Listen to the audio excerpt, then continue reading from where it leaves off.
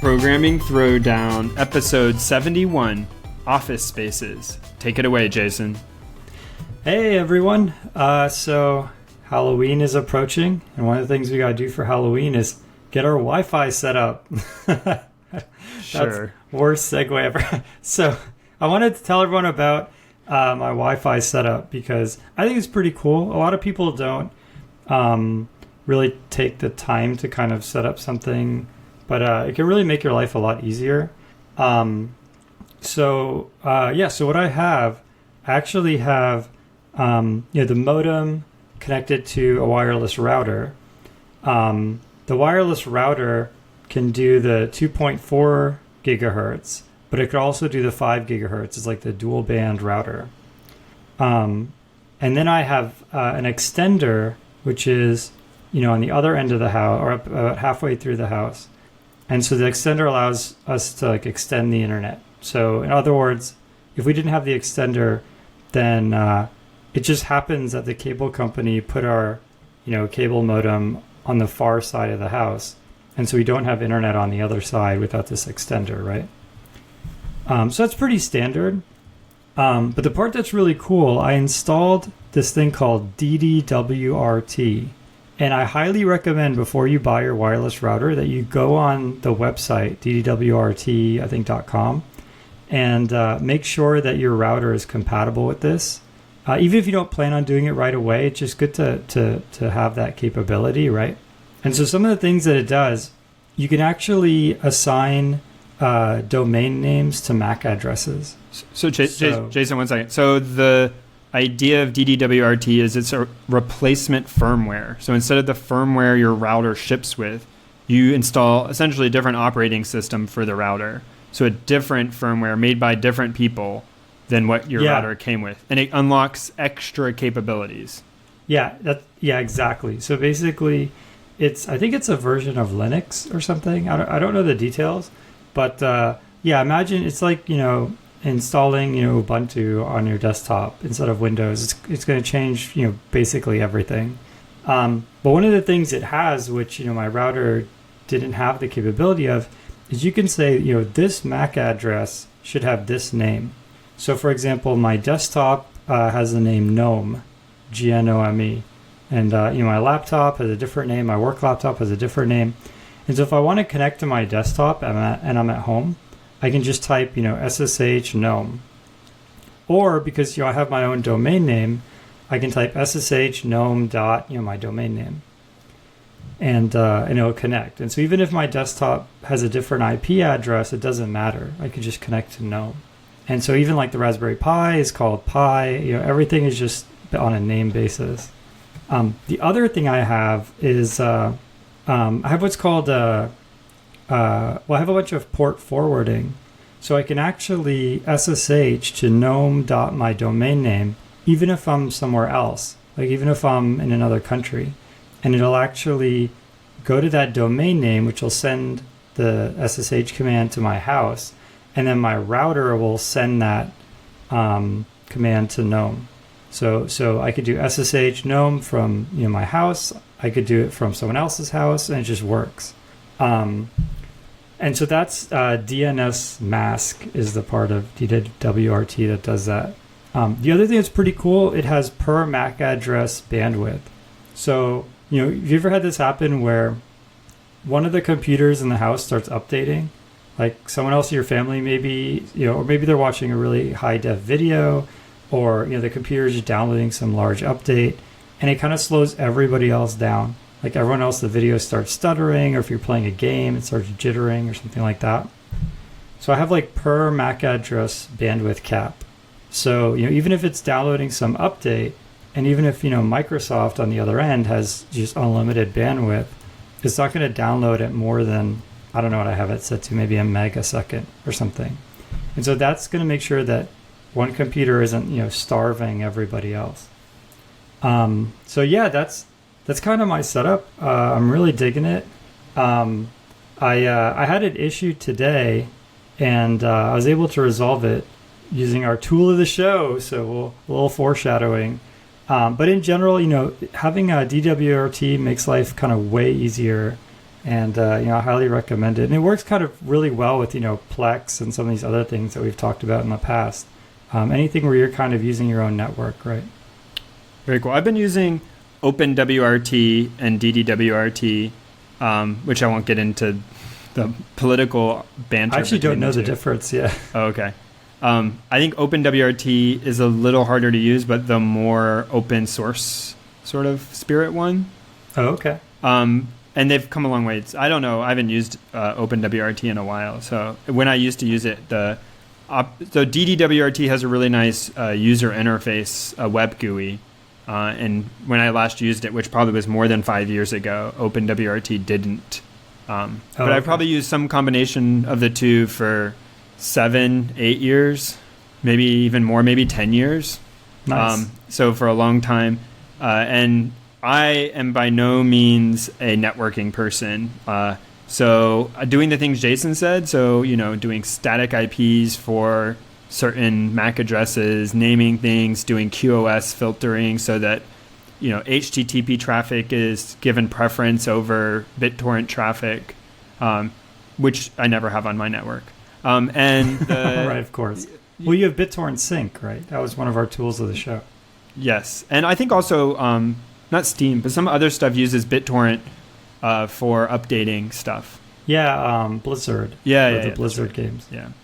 And then recently, though, I gave up my last DDWRT router and went enterprise grade. And this is going to sound like total shill, but I bought Ubiquiti enterprise grade networking hardware. How much did that cost? Was that it turns out not as expensive as you might think hearing the words enterprise grade networking hardware. Sort of mid-range to like pretty good consumer router probably costs like $100 to $150. Oh, okay. And so a Ubiquiti comes sort of piecemeal. So instead of like Jason was describing like a router and a wireless access point built into one, the enterprise stuff is more split apart. And this isn't true, enterprise grade, although it can be, but this is sort of the lower end, like entry level, almost like with digital SLRs, the kind of prosumer. So it's both people who are professional enterprise, but also people who are just want really good hardware for their house. So they sort of target huge both. Or like what does it look like? No, so it's pretty small, but it comes piecemeal. So I have a router that has no wireless capabilities, and then a single wireless access point. But the coverage on it is so much better than I was getting from my normal, just sort of like ASUS router that I had before. And part of that is because even with DWRT, you could increase the power of your router. Increasing the power of the router helps for your cell phone, for instance, to be able to hear the router, but it doesn't help the router be able to hear your phone. So that makes sense. Increasing power actually can help in some limited circumstances, but not in all of them. So having big antennas helps and stuff too. And some of the nicer things have that, but sort of boosting power doesn't actually advantage you as much as as I naively sort of thought. But the antennas in this Ubiquiti hardware are much better, and there's several other brands that do this sort of enterprise / prosumer stuff. But I think it ended up being, I think it's sort of like $50 for the router I got, and like $100, $110 for the access point, so like $160. So most people that's not bad at all. Probably don't spend that much money on their, router, but people who pay a lot of attention might. I bought a Netgear, and I spent probably close to the same thing, and it was definitely like a high-end Netgear. Yeah. That's one thing we should mention, actually. Spend a lot of money on a router, because a lot of these like access points, they're totally starved for memory. Like you get this access point that tries to run Linux on, a gig of RAM or something, and it's also trying to do all this other stuff, right? So just spend the extra money and get, like a nice router that has 4 or 8 gigs of RAM. It's going to make a huge difference. Yeah. So this enterprise stuff though is super awesome in that like it's been rock solid. So since I've installed, I've never had to bounce power on my system. It's been a couple months now. And before, I got the DDWRT style stuff, I got to the point where I'd only have to reset it like once a month. Before that, I guess I have a lot of wireless devices in my house, so it was tending to be like once a week or whatever. I'm basically in the same boat. I mean, I bought the Netgear one, and I have to cycle power on it. I actually don't even really have to, but you can kind of feel it start to degrade a little bit. But it's about every maybe 3 or 4 months. Yeah, so far this new stuff, I switched recently. But I will say, one thing it made me realize is how little I understand about networking. So same here. On the consumer and I've also heard good things about the new mesh routers that have been starting to roll out. Apparently they didn't used to be so good, but Jason, like he was saying, has a Wi-Fi extender. Now I think Google ships one, some other one, Ireo or something. There's a couple. Oh, yeah, right. Where one connects to your actual modem, and then you have other devices which connect to that device, doing exactly what Jason said, only they sort of... What Jason has probably is, I don't mean this insulting, but like kind of a dumb thing. Like it just acts as a client, but it doesn't sort of cooperatively do anything with the thing that's connected to his modem. These other ones, these mesh ones, are supposed to do sort of more automatic configuration with each other to not interfere. Like I have to manually take all my mobile devices and put them on the extender, which is in the middle of the house, and just hope that that's the best situation for them. Yeah. Whereas if you had a mesh network, they would actually seamlessly go from one to the other. Yep. So I've heard good things about those. So apparently all around is getting better. But the consumer stuff hides a lot of choices for you. When you go to this other, I did a bunch of reading, kind of scraped the bare surface of the options. But apparently I thought I was, kind of hot stuff by knowing how to explore the advanced settings in my DDWRT router. It turned out no. Those weren't advanced settings. I mean, they were for it, but when I got this new hardware, the number of things in there that I didn't even understand was astronomically high. So in the Ubiquiti one, I mean, are you in there like modifying IP tables on the command line, or does it have a decent interface? So both. You can do everything sort of from the command line because it's meant for people who need to go install, dozens of these in one building. Oh, I see. And manage it remotely and all sorts of stuff. But they do actually have they have enough of a web UI and it is intuitive enough to kind of get you through what you need to do. So I was able to get everything I needed to done. But it has all sorts of kind of nice features. Like I had put black electrical tape over the lights on my previous router. Yeah, I have that too. On these ones, they have an option where you just click a button and it turns all the lights off. Oh, that's nice. Which sounds really stupid, but it's like, oh, that's so nice. No, it is, because, I mean, ours is right next to the TV, and it's just constantly blinking, right? So, anyways, this is not a pitch for Ubiquiti stuff. I'm really enjoying it myself, but do be aware, like, I'm sure if something went really bad, it would take, that much longer for you to figure out how to fix it. But the idea is it shouldn't go bad because you're not really supposed to mess around with it. Yeah, totally makes sense. Or at least and they probably let you back up the config to a file or something. It does. Mm-hmm. And then I know things like recently there was some problems, and they're really good about pushing updates because they have corporate clients who are very concerned about security and stuff. So a lot of the consumer routers, people just sort of never update their firmware. So they don't really bother pushing updates to firmware that often. But with this Ubiquiti stuff, that's actually fairly frequent in kind of updating this stuff. Oh, that's great. So the support is good. Very cool. Yeah, and if you use our tool of the show, my tool of the show, which I'm not going to spoil it yet, but he'll actually tell you your Wi-Fi status, like your signal strength and everything. All right, on to news. So this interesting thing, it only affects California, but it was interesting enough I figured I would bring it up. There's a law in California now. Employers are banned from asking your prior salary. So in other words, you go to a job interview, they really like you, they say, hey, we want to make you an offer. They're not allowed to ask you what you made before. And the reason why they passed this law is it's a two-part reason. The first part is people tend to not know how to negotiate. We did talk about negotiating in the past, so check out Negotiating for Dummies is the book I recommend. But pick up any book on negotiating; it'll teach you a lot. A lot of people don't know how to negotiate. one of the big things is not to really just spill all your guts right away. If you just, let's say they were planning on paying you, $30 an hour. And so that's sort of what they have in their mind. And they think, well, we're going to lowball this person. We're going to offer them $25 an hour. So maybe that's their strategy, the potential company strategy going in. And you go and say, hey, my last job, I made $8 an hour doing the same thing. Well, they're going to use that information. They're going to say, oh, well, we're going to ask $12 an hour, and this person's going to be ecstatic. It's a 50% increase. And what you don't know as the applicant is that they were willing to offer you whatever I said the first time, 25 or whatever it was. So a lot of people sort of like self-injure themselves by giving away their prior salary, and particularly from the studies that they did, they found that women tend to do this much more than men.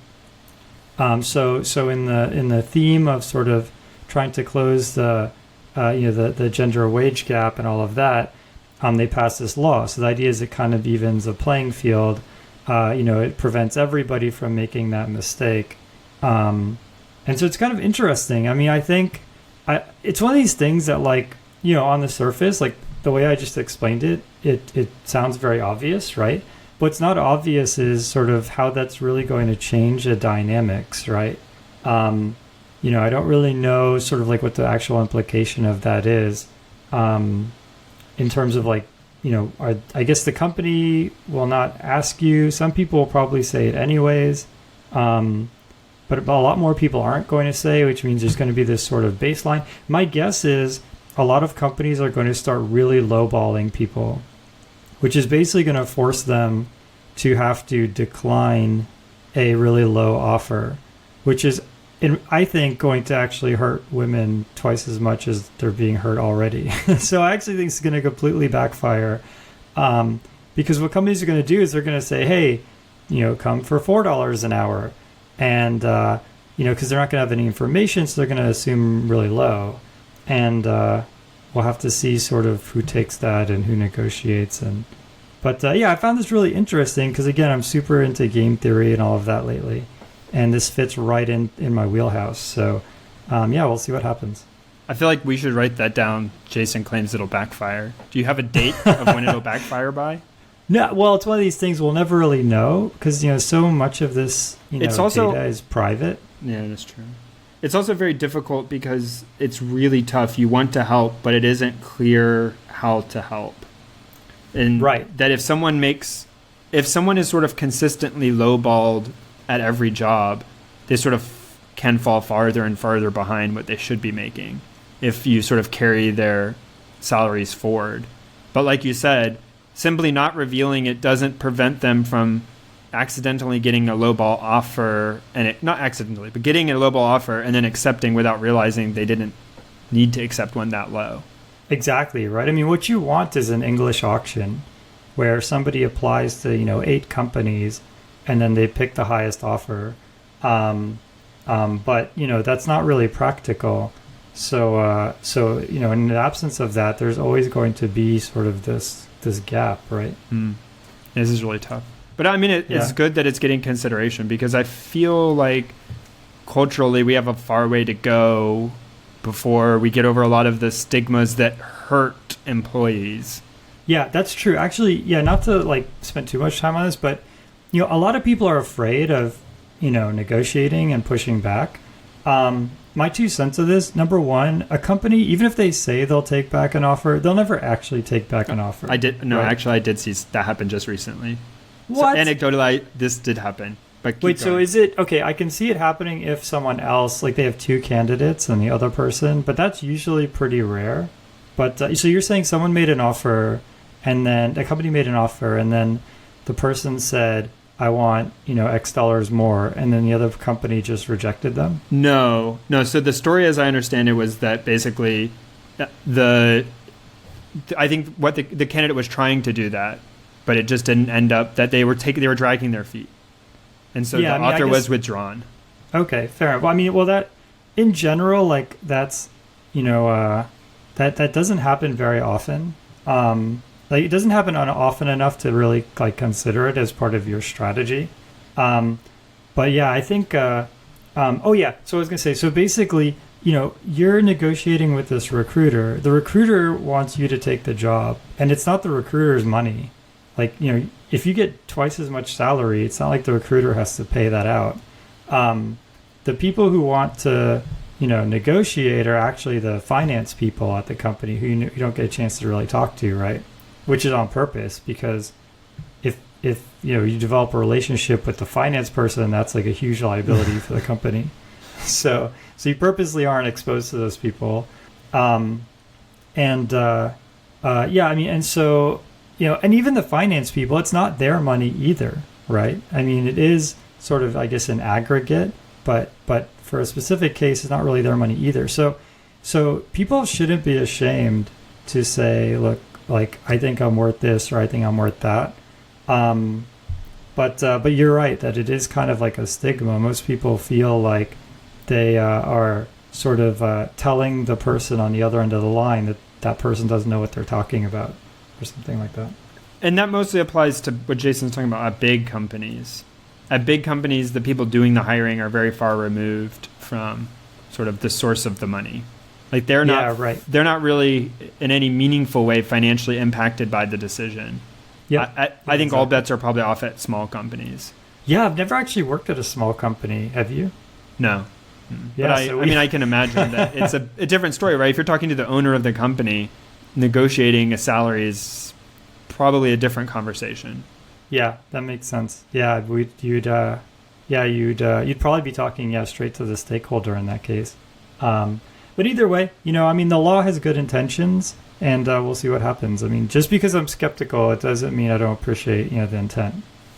My article is Haskell type classes versus C++ classes, and this is a sort of highbrow article, and I actually don't want to refer to it at all because of the Haskell type classes. So although I'm sure the coverage of Haskell type classes is insightful and great, and I did read the part, not being a day-to-day Haskell programmer, it was sort of, okay. And then there was a bunch of commentary. I actually picked this up from Hacker News, news.ycombinator. And there was conversation on there about sort of the right way to kind of do this in Haskell. But what I want to recommend this for is the first sort of half of the article covers sort of how classes work in C and C++. Well, how classes work in C++ and how you would implement them in C. Because once you implement them in C, you sort of directly understand kind of how they would be implemented in assembly.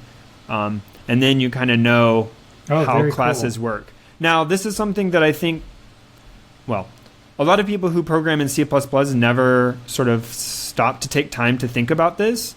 And most people wouldn't really know what a vtable is or how it works or how it's laid out. And so I want to recommend this because I've never gone looking for that information. So maybe there are better tutorials, but this one I thought was a pretty good, clear presentation of that material.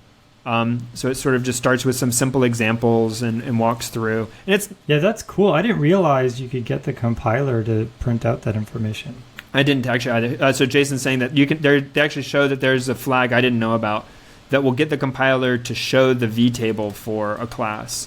Yeah, really cool. Anyways, so check it out because this is probably going to be horrible to try to sort of describe over. Yeah, you have to just read it over podcast, but. Yeah, check it out. If you write in C++, I am a big fan of understanding what your tool set is doing. And so part of that is getting an understanding of how memory is laid out for classes in C++. And this is a great reference for that. Very cool. Did you ever get... I guess this is lead into the next question. Have you ever been... so you've done C++ programming before. Have you ever done an interview where you did your preferred language as C++? No. I mean, I've had people ask me C++ specific questions, but usually I've been given the choice. And is that true? I take it back. Sorry. One time I did an interview and they specifically asked me to code in C++. Okay. But yeah, the majority of the time I always pick like Python or Java or something for interviews. I'm just curious. So I know I've been asked sort of detailed internal workings questions before. I never know if it's a good question or a bad question, but I will say it's considered fair game. So to ask, what is a vtable? How does it work? If you're a C++ programmer, you should sort of be prepared how to answer that. And in Java, I assume, I mean, I'm not a Java expert at that level, but I think Java has a similar thing, understanding kind of how types work and what that sort of equates to for memory management. Even though you don't have to do it yourself, understanding how it happens, I imagine is probably a fair game. Yeah, that makes sense. Yeah, I mean, I tend to get a lot of like data structure type questions and things like that, which is why I always refer to like using Python or Java. Actually, most of the time, even Java, depending on the question. But if it's some type of, like something we have to build some data structure, it just seems like Java is a pretty easy language to do it in. But yeah, one time someone asked me to do, it was something like build an adder or something in C++. So yeah, Thomas asks, so this is, sorry, I should probably preface this. So yeah, we're actually deviating a little bit from news. I'm going to cover some questions here. So we've been getting a lot of really interesting questions. And, we were making them kind of intro topics, but, we could basically answer more questions if we kind of sprinkled them, depending on sort of the scope of the question. So Thomas actually wrote in and he asked, how do I prep for an interview? And, or actually he specifically asked, how do we prep for interviews? So I'll say, I basically, people who saw the episode that we did with Simple Programmer with John, I used to do a lot of Top Coder and Hacker Rank and these things.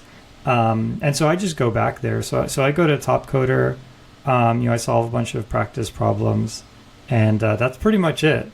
Now, like there's some times where I get asked questions that are kind of very machine learning specific. And so I might just brush up on a couple of things there. But yeah, that's really all I do is I just go on Top Coder and solve problems. And the nice thing about Top Coder, and I think HackerRank as well, is they give you the answer, not just the code, but they give you intuitively like how's the way to solve this problem, like a little dossier on each problem. And so if you're just starting out or you encounter some really tough problem, you don't really understand how can this be solved or how can it be solved quickly or something like that.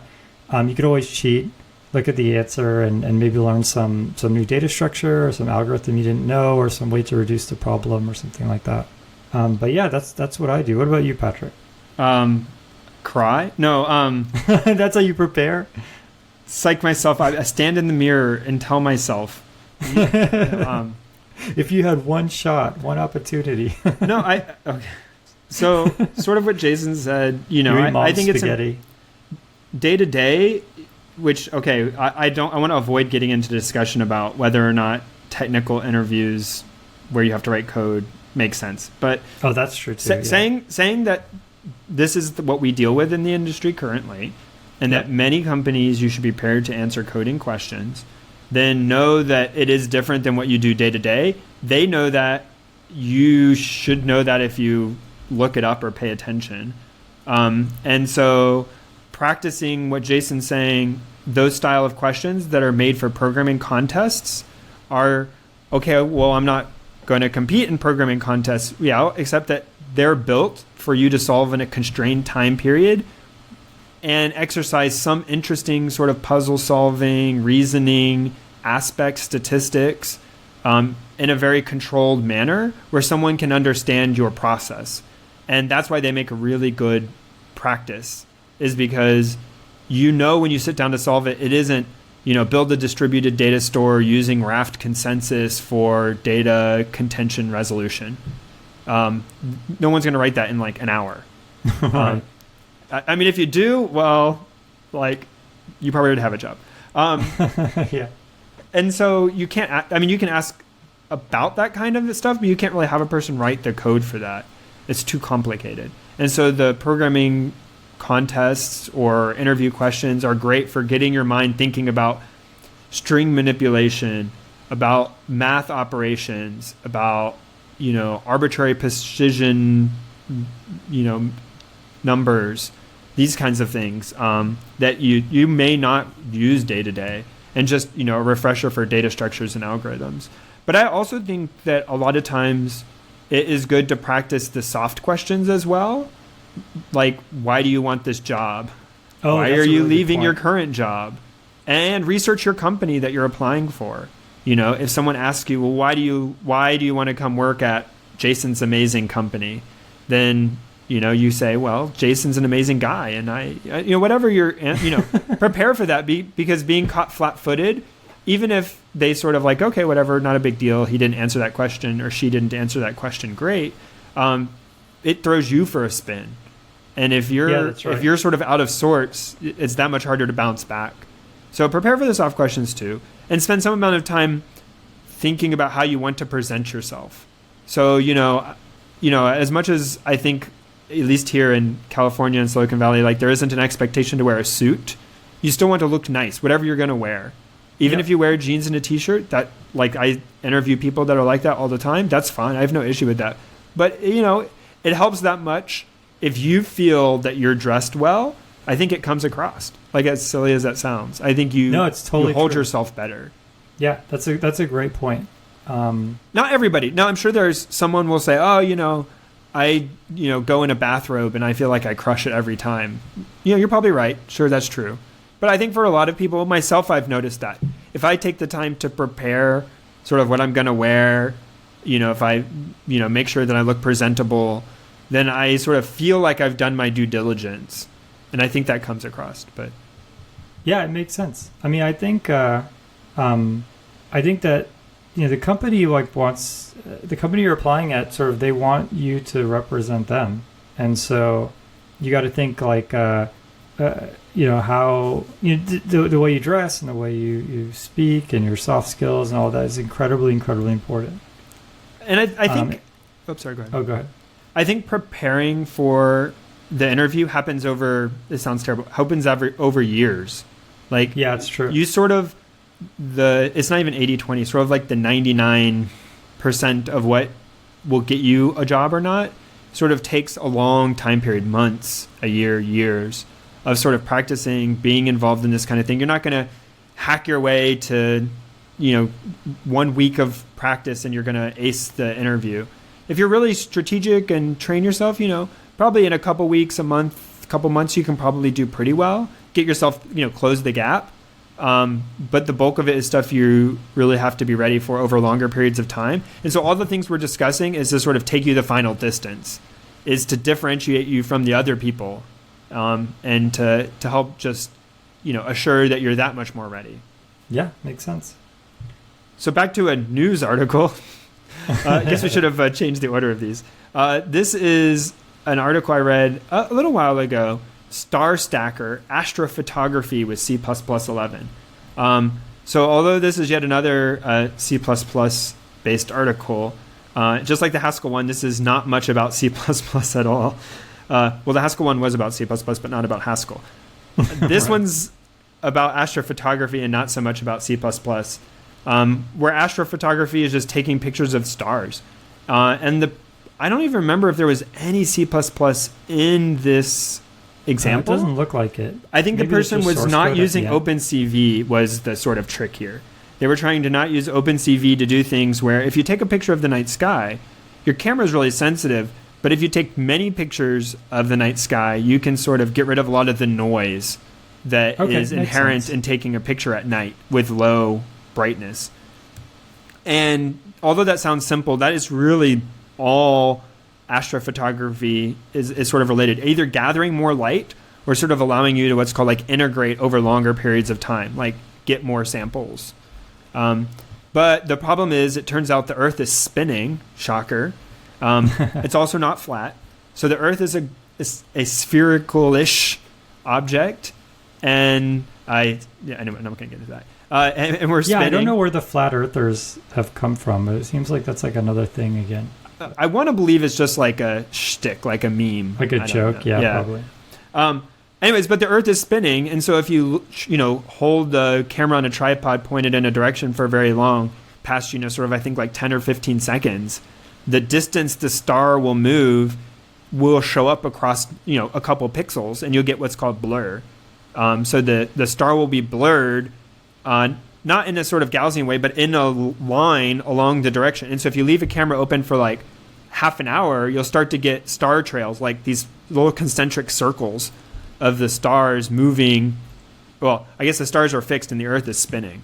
As you try to take longer and longer samples of the night sky, you need to sort of track where the stars are so that you can align all the pictures on top of each other.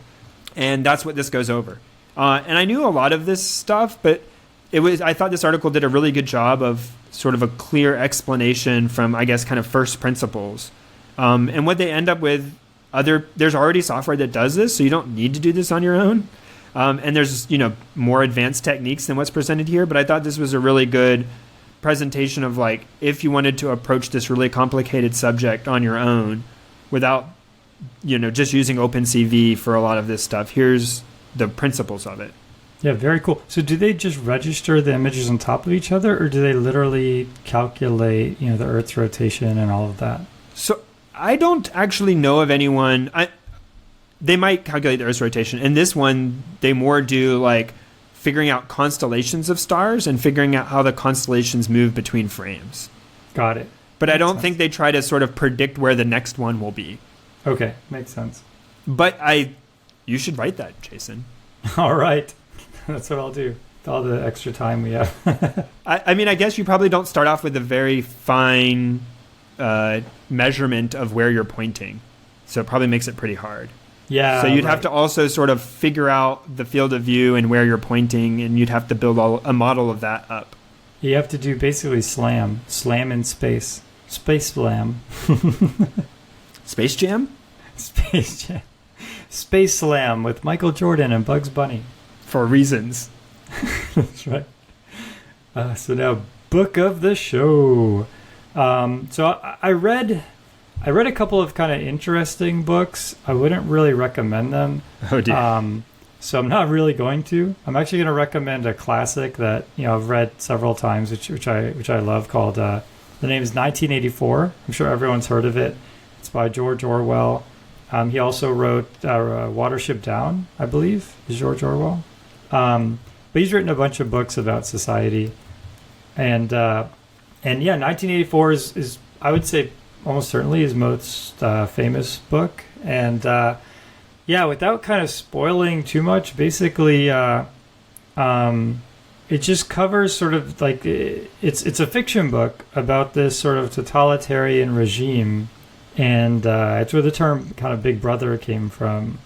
And basically, the idea is that in this book, the government literally just has sensors everywhere, and they're monitoring everything. And they've also sort of trained the people to they've brainwashed all the citizens. And I'm trying not to spoil too much here, but basically, they've brainwashed them to sort of tell if another person is committing a crime and stuff like that. And then they have something called thought crime, where people are just thinking about committing a crime and go to jail.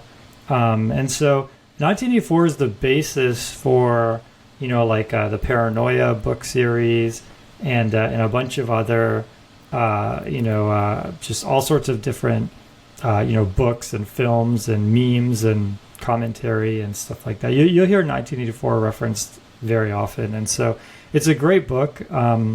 It's super fun to read. And it's my book of the show. Also, you could get it for free. It's a classic. It has no, copyright or anything like that.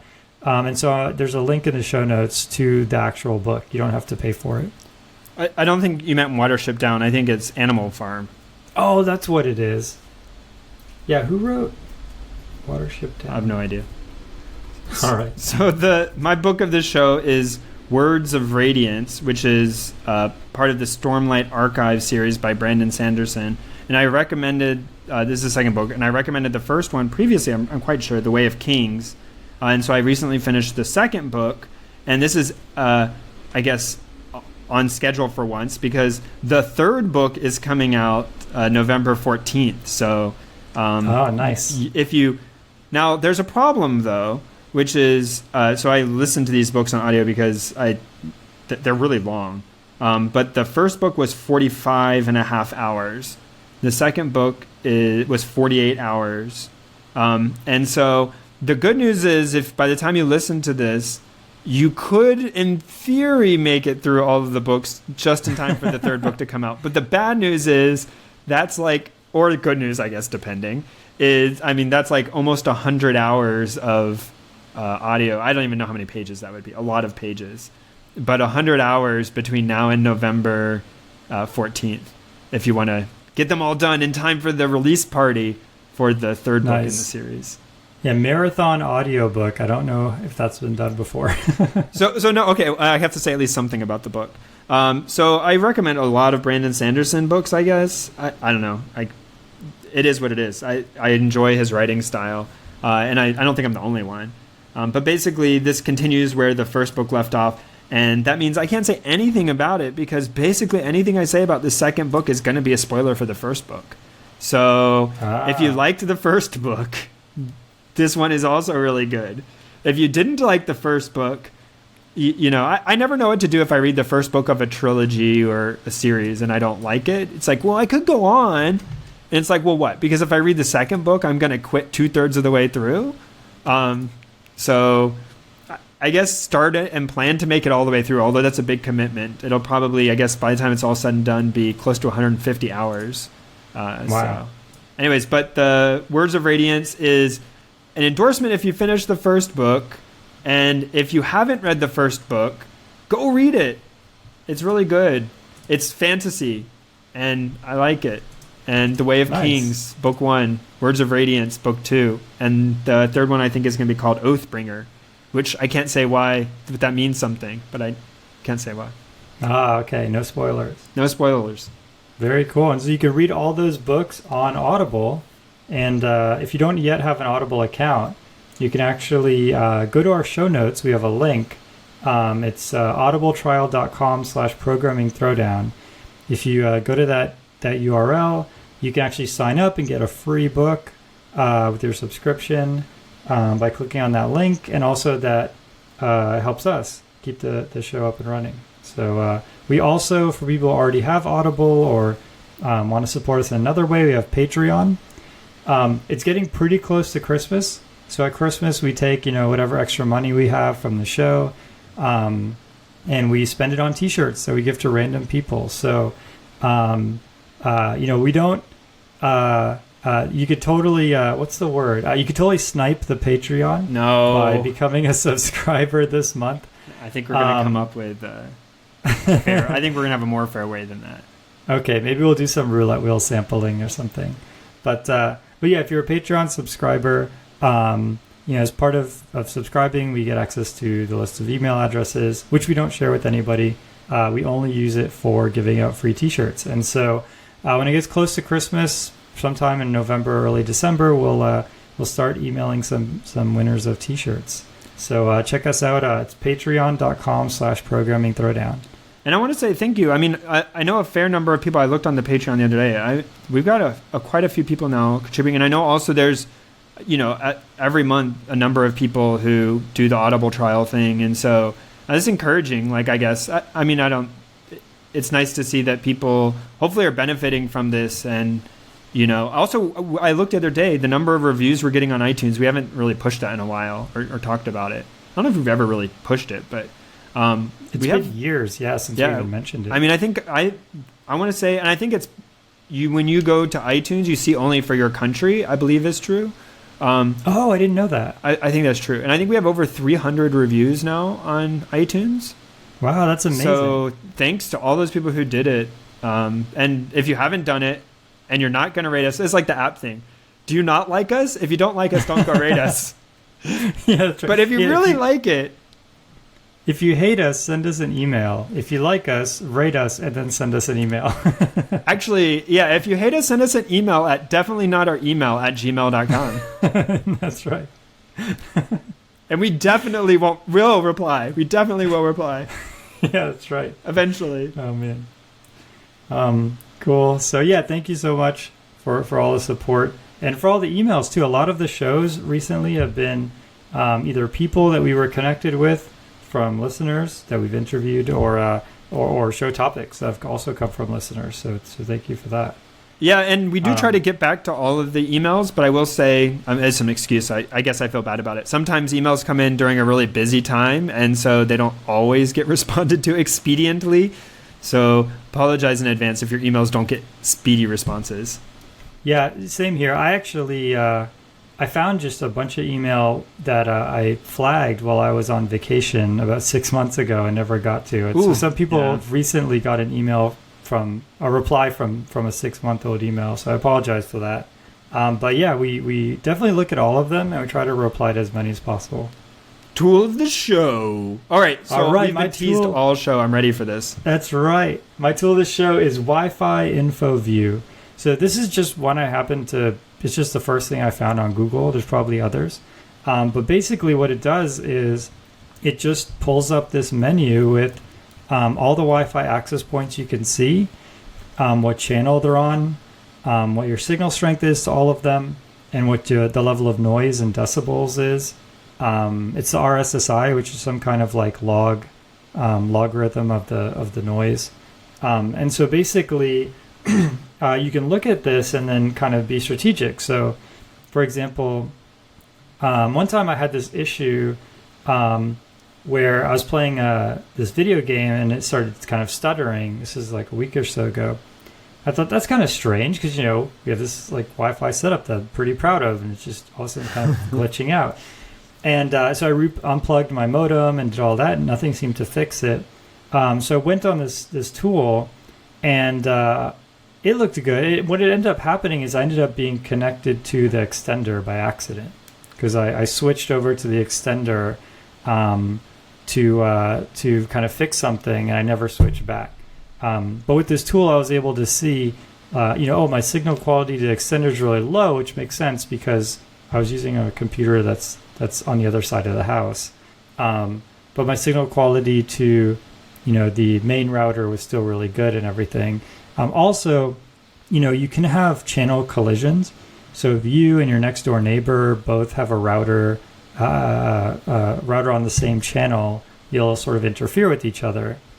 And so you can actually detect that with this tool. So with this tool, it might say, hey, your signal strength is 80%, and there's 3 other people with the same channel in your apartment complex. And so then you could just go in your router and change a channel. You can actually play with other things too. Like if you if you have a USB antenna, USB Wi-Fi antenna, you can actually see, if I put it up, like if I tape it to the wall, my signal strength goes up. If I point the antenna in the wrong direction, it goes down. And so the tool just makes it very transparent what's going on. And the reason, because there's a couple of things too, while we get nerdy, and we've already talked about networking a little. In 2.4 gigahertz, not all channels are created equal. So most of the channels that are listed on your router, if you bother to go in and configure it, overlap with other channels. So there's actually only, I think, like 5. Yeah, that's right. 5 channels like that don't overlap. All the others overlap with each other. So, right, so it'll let you pick them, but you'll have twice as many collisions. Yeah, it's not ideal. And what happens when you collide is that I guess this is what you'll learn about if you ever take like networking, or if you've taken networking or any just RF stuff. It's like what you hear as CSMA, CA, or whatever, carrier sends multiple access, collision avoidance, which is basically the radio senses when 2 people are sending on the same frequency at the same time. You basically have extra energy, and you go, oh, 2 people are talking, and you enter into collision avoidance, sort of exponential back off, where the 2 people have to random wait a different amount of time and try again. So the more people that you have on the same channel, like for instance you and your neighbor, then the more chance that you have to enter into this exponential back off, which slows everything down. So that's why you want to avoid being on the same channel. Yeah, that makes sense. So, not all channels are created equal. 5 gigahertz is better. It has a lot more channels. So the bandwidth, the number of channels is bigger because there's more bandwidth to play with. Yeah, exactly. The other thing, just to mention real quick, if you are on 5 gigahertz, is try to avoid the really high channels, like 148, 149, because you'll actually start to interfere with the cell phone wavelength. So either that or depends crank on up the power on your router. Yeah, that's right. No one in your neighborhood to be able to make calls, but yeah, the it's different in Europe, but in the U.S., our our cell bands can interfere with that. So pick a low channel like 40 or 48 or something like that. But you could actually see all of this using Wi-Fi info view. You could pick a channel like 148, and you'll see your signal strength will start to go down.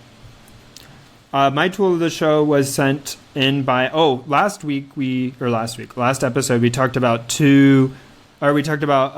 music making things, gadgets. Gadget is the name of one of them. That's right. I think the my tool of the Korg, show. I think, was your tool of the show. What was that? Korg, yeah, Gadget. Yeah. I think it's Korg Gadget was the name. And we talked about people send us some music, we can change our intro. And we actually had 2 people send in some music. So we'll probably start, putting some music at least as outros until we've had this same intro for a really long time. I guess I've become somewhat nostalgic for it. So we'll see about if we'll switch over the intro. But definitely we're going to have some outro tunes. And so thanks to those 2 people in advance. And one of them actually sent a tip for a tool, which I had seen before, but I've never played with. So I'm going on their recommendation, so we can blame them if it's bad. And that is Sunvox. So Sunvox is a modular sequencer that runs on like a plethora of platforms. So the list says Windows, Mac OS, Linux, Windows CE, if you have one of those old PDAs, nice. iOS, Android, and it has a super old school looking interface, but I think it looks kind of cool. And there's all sorts of demos of people making music that's way better than I could ever make.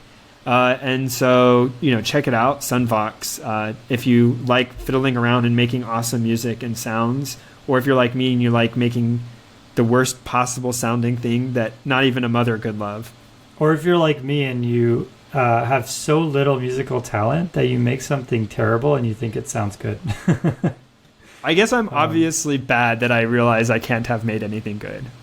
So even if I made something good, because it came from me, I would just assume it wasn't. That's what I do, yeah. I mean, it sounds like, I'm like, it sounds like a techno song I would hear on the radio, but I know that it only sounds that way to me because I have no talent. That was Michael who recommended Sunvox. Oh, yeah, sorry. I was trying to find it, but I was too slow. Thank you, Jason. Yeah, Thank you, Michael. So, yeah, thanks, Michael. So, on to Office Spaces. So, this was also a request. I don't remember who off the top of my head. I'll look it up later on. But, there's someone wrote in and said, can you guys talk about sort of different, what your office space is like, your desk is like. Awesome. All of that. Yeah, that's right. It's on the moon. Underground. Yeah, in a bunker. On the moon. That would be awesome, coding in a bunker. That'd be like a great hackathon, like a hacker space. All right. But unfortunately, we don't all have bunkers. Most of us work in basically 3, or I guess let's say 4 different environments. You either work in cubicles. That's probably the most common. All the office space. Yeah, exactly. So you have these, like, what are they made of? Like fabric. It's like fabric, some particle board or something. Or I guess also the Matrix, right? Neo was. Yeah, was that's right. Yeah. Yep. So it's these like walls that don't go all the way to the ceiling, and so everyone kind of has some amount of privacy. You kind of peek your head over the cubicle wall and all of that. You'll work in an office. So there's some companies where each person has their own office, and you have this sort of labyrinth of hallways connecting all the offices. And sometimes you can have as many as 4, 5, 6 people sit in a single office as well. Yeah, that's true. Yeah, it doesn't necessarily mean one person per office. But it does mean you can close the door, and so other than the people in the office, you're insulated. Yeah. There's also a bullpen where you can have up to 1,000 people if you have a big enough room. There's all in one gigantic room, and the difference between this and cubicles is you don't have the walls, so you'll be just desk to desk to desk, but in this very large environment. And typically in a bullpen environment, there'll be sort of spaces reserved which have couches and stuff like that, just so that if you want to something more comfortable, or you want to stretch your legs, or you want to talk to somebody.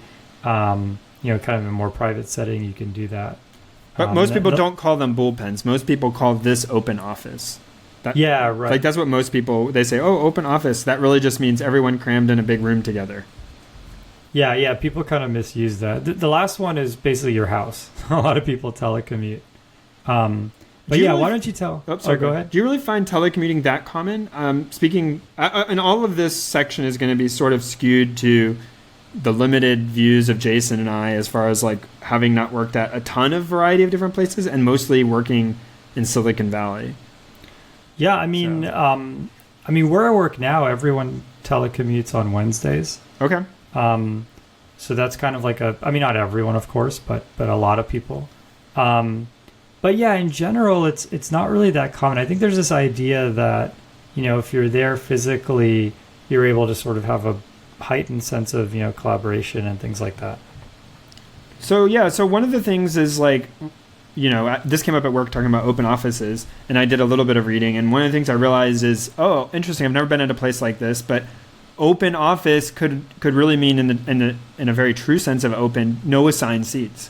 Like you bring a laptop and there's a bunch of, picnic tables or sort of school cafeteria style tables or whatever it might be. And whatever team you're sort of working with currently, you just sit next to them. And people just sort of mingle around. You get up and move if a group is noisy, whatever. You just sort of flow around and sit wherever you want. I've never been in an office like that. It sounds kind of cool. Sounds kind of crazy.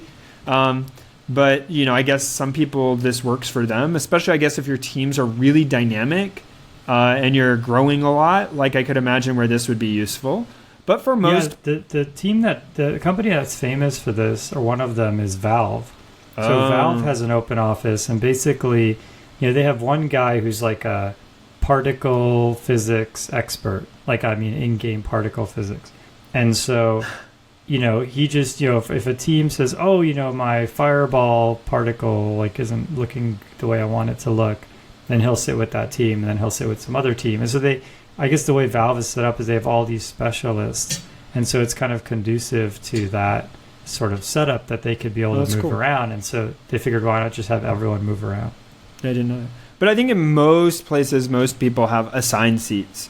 Right. And you can, bring in a picture of your family or, get your desk just the way you want it.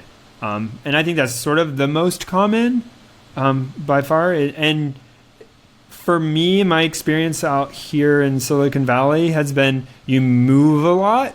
Yeah, your team moves probably, every 6 months or more. Yeah. And so you're moving around. You might move within the same building. Your spaces just might get reconfigured. You might move to a different building. But yeah, you move pretty often. Yeah, I've never quite figured out why. But I think team sizes just grow and shrink so fast that this team needs more space. In order to give them more space, you have to move a different team. Oh, I see. Yeah, that makes sense. Yeah, some kind of defragging type thing. Yeah. And then I think... Yeah. Oh, go ahead. Yeah, and I think, the other common thing to offices is having some area where you can have team meetings or group meetings, conference rooms. Yeah. They don't... they typically have whiteboards and, maybe a TV screen or a projector or somewhere for someone to show something off of a laptop. But, they typically hold between, sort of 6 to 20 people. And sometimes there's bigger ones, but that's pretty typical. And you'd have several of those kind of scattered around your workspace. So think about, The Office on TV, the TV show The Office, which no longer runs, everyone kind of, most of the group sort of sat in a big common area, all of the, I guess, salespeople, and then Michael Scott would call them into the conference room, and yeah, that's actually pretty typical. Yep, that's pretty normal. A lot of conference rooms will have some way to write. So they might have a wall that's writable, or they'll have, a bunch of blackboards or whiteboards or something like that. And the other thing is conference rooms are typically have some way of reserving them. So the calendar system or whatever, where you sort of book a conference room for a time period, and that's where you hold your meetings. Yep. So yeah, totally. So that's basically how almost every office is set up. Going to your desk, I personally have always had standing desks. So Patrick and I used to work together a long time ago, and where we worked, we had to deal with kind of a lot of robotics and machinery. And so I was always standing, like the desks were always standing there, and I just kind of got used to it. And I'm really a big fan of that, actually. I really love standing desks. So what I actually have now, and it's just because it's just now the standard thing, is a mechanical desk. So actually, like, you can hit a button and it'll change from a standing to a sitting desk. They have some really fancy ones where you can have like presets, so you can put in your height, and when you hit sitting desk, it'll actually go to a certain setting. I don't really have something that fancy. Mine just has you an up and a down, and when you hold the down button, it goes down. Eventually, it's down so low it becomes a sitting desk. But yeah, I think standing desks are great. I feel like I can focus a lot better when I'm standing. What about you? Do you do standing or sitting? So mine actually is one of those fancy ones. So I have presets. So I have a preset sitting, preset standing. And do you switch or something? Yeah, but I find that I fidget a lot more when I stand, I think. Oh, okay. So after a little period of time, I think I start to get defocused from it. But I try to stand, but I don't stand as much as I probably should. They say sitting kills you. So I heard that. I'm probably dying, but I spend most of my day sitting, but I try to spend some amount of it standing.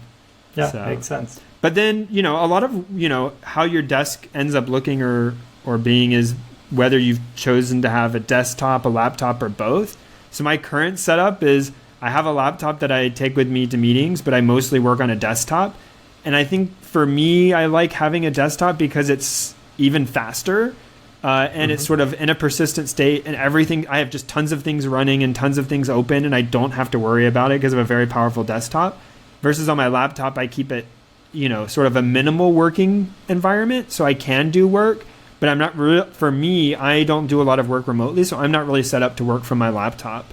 And Gotcha. I feel like power user is the wrong word, but when I sit at my desktop and I just do, it's just all the way I want it, and yeah, everything's set up, everything's running, everything's in warm memory, right? Like all the apps just stay running all the time, so I can just click on them and they're there and I just use them.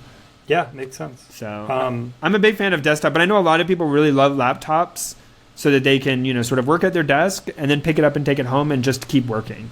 Yeah, I mean, in my case, I have all my development is like these massively parallel programs, and so I can't even really build them on one machine. So that even the building of the program is distributed. That's a good point. So they give me a laptop, and everything I do is through SSH. Yeah, I guess if you're connecting to the cloud anyways, it doesn't matter if it's from your desktop or your laptop. Yeah, exactly. Yeah, I think you can request a desktop where I work, but I mean, definitely there's people who are building an app or something like that, and they need a desktop. But for me, yeah, it's everything's on SSH, and so I plug my laptop into my monitor and keyboard when I'm at my desk. But it's just like a different interface. So the other thing too is external monitors. So kind of getting a lot of screen real estate. I'm personally I'm the worst possible example of this. Like I literally just have one external monitor, and I mirror it. So I'm not even using the screen on my laptop. and I'll tell you the reason why. It's because I'm constantly kind of going to meetings and coming back from meetings. And whenever I do something like extending my screen, it doesn't really gracefully handle when I'm plugging and unplugging. Versus, when I have it mirrored, I plug in and everything stays in exactly the same position. And so then I just, work on the nice keyboard and mouse, but I have my mental model hasn't changed at all. And then when I unplug, the same thing. And so I haven't really found a workflow that is better than that for me. But everyone thinks I'm crazy because I have a screen that's showing the same thing that I'm not looking at. I'm one straw short of the 6-monitor day trader. Oh, so you're the opposite. All right, well, this is good. So I have 2 big monitors, and then I have a third monitor, but the third monitor is plugged into a different computer. So I actually have 2 full desktop setups on my desktop. One machine with keyboard and mouse and monitor, and then a second one with 2 monitors keyboard and mouse. And then sometimes I have stuff running on my laptop, and so I have my laptop sitting next to me, not plugged into any of those monitors. So, I think if I had a desktop, where I wouldn't have to unplug and have all the windows go berserk, Yes. then Yeah. I think I would have probably 2 monitors and make use of them. I've had 3 monitors before. For me, for my flow, 3 is too many. I don't really need 3. Sense. I have 3 on my desk now because I have a second desktop for bizarre reasons. But Right. the two monitors is about right, because basically I have one monitor in front of me where I sort of have my IDE, my terminal. Yes, I have both. And Nice. and then in my second monitor, so that one's sort of like straight ahead. So most people put it, sort of like the crack in the middle, and then the screen symmetric to either side of their head. But I actually I have see. one monitor straight ahead and one monitor to the right. And the I monitor see. on the right has like, my web browser, Stack Overflow, and then my Future source code.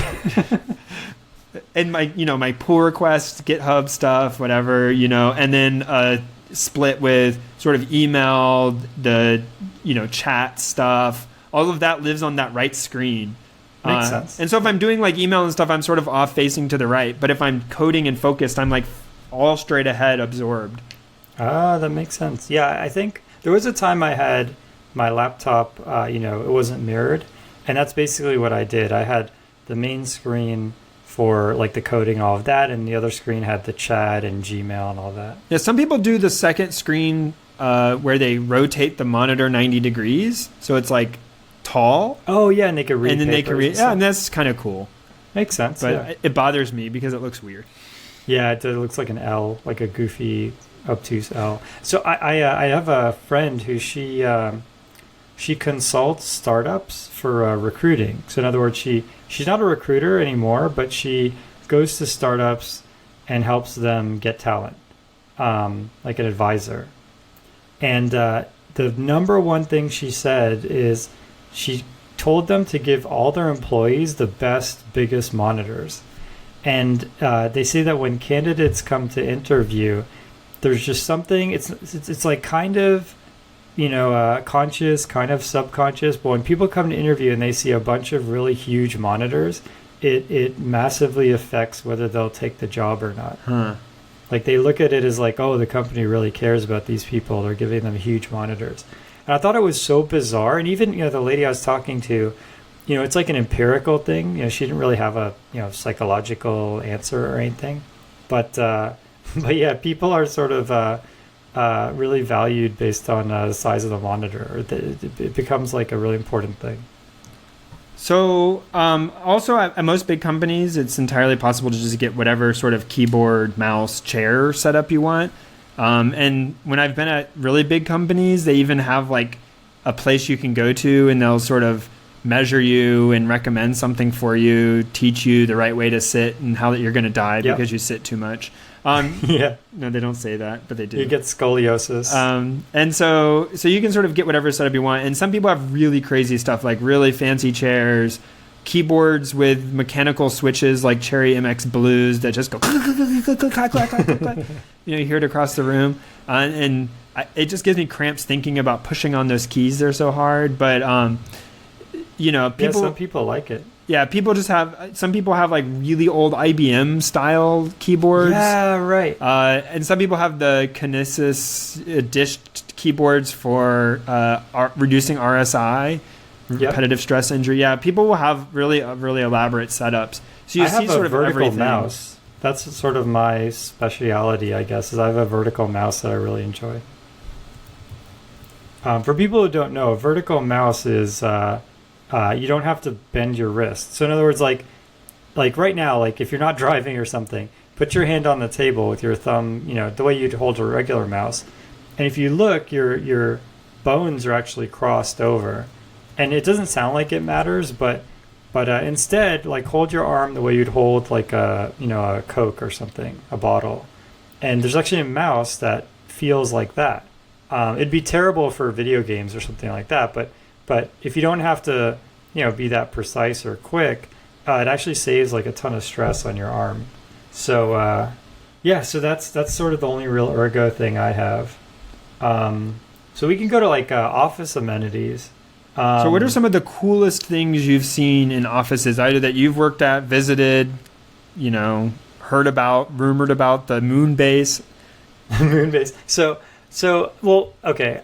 A lot of offices have some way to get food easily. So, because you think about it, like you're working, sometimes you pull crazy hours, especially if you're coding. A lot of coding jobs, a lot of software engineering jobs have kind of an ebb and flow. And so when you're really in a grind, you want to be able to get some food. You don't want to have to go 12, 14 hours. So most places will have like a convenient way for you to eat. Hopefully it's even just like ubiquitous food. I mean, it doesn't have to be anything fancy. It could be just like a stash of granola bars or something.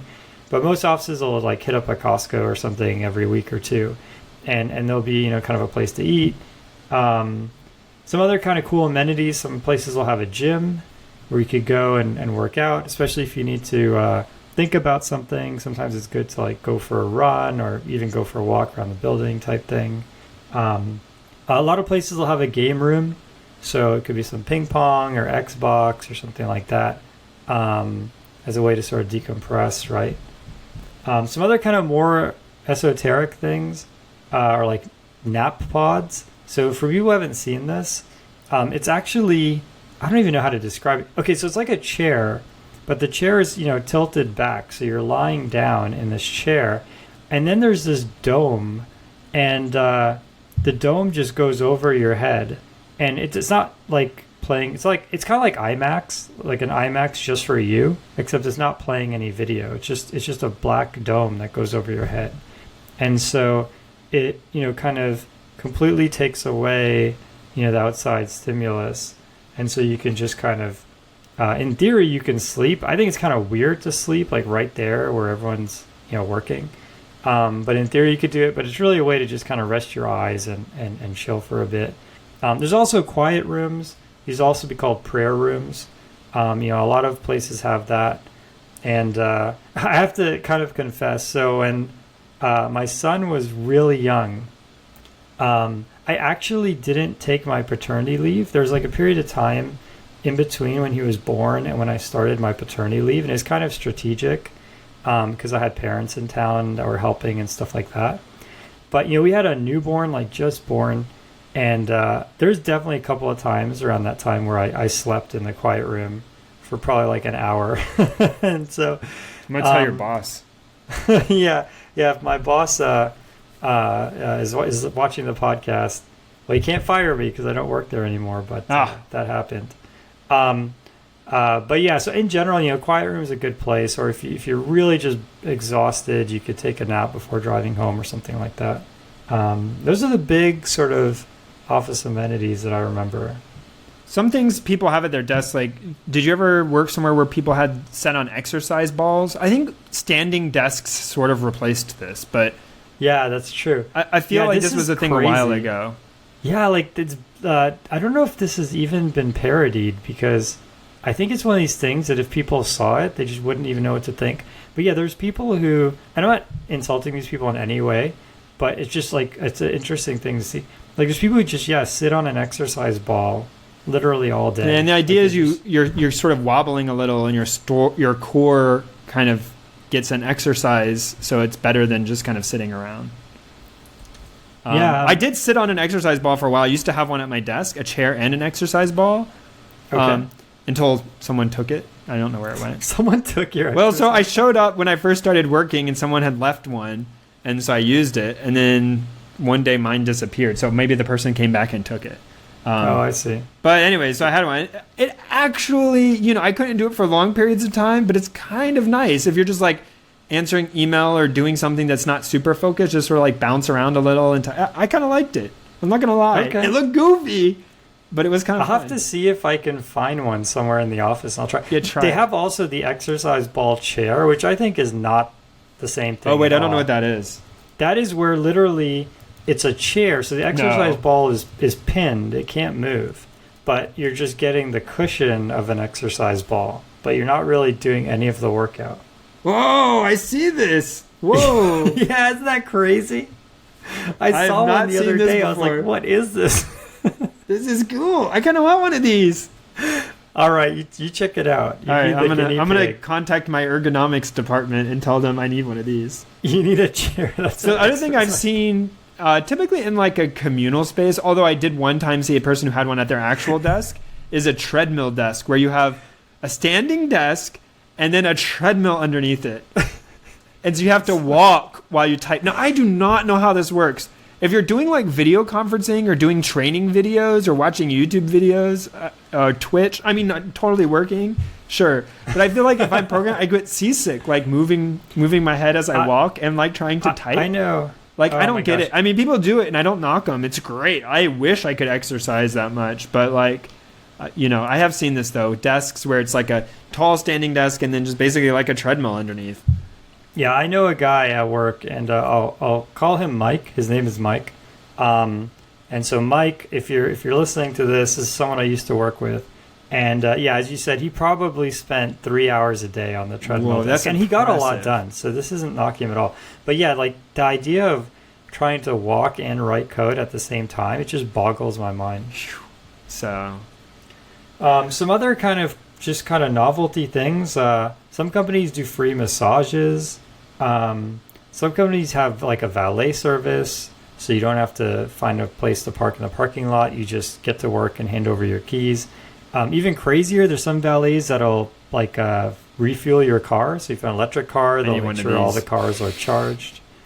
Yeah, they'll just I guess like a tanker truck drives by, like a small tanker truck, and just fills all. I don't know.